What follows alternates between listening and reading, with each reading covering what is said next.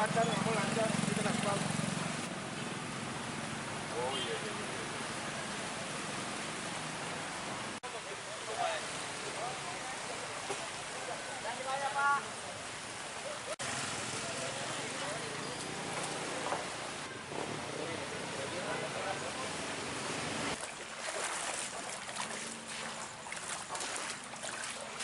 Ini tadi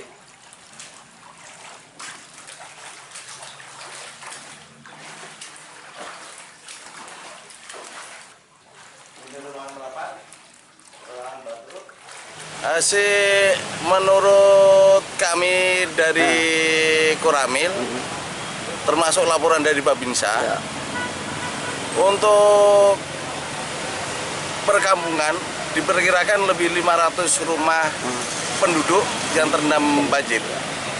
Kemudian untuk persawahan kurang lebih 5.000 hektar.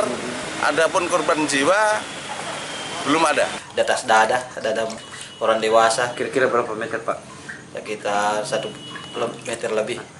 Kalau ini barusan terjadi ini banjir yang besar begini, kalau yang kemarin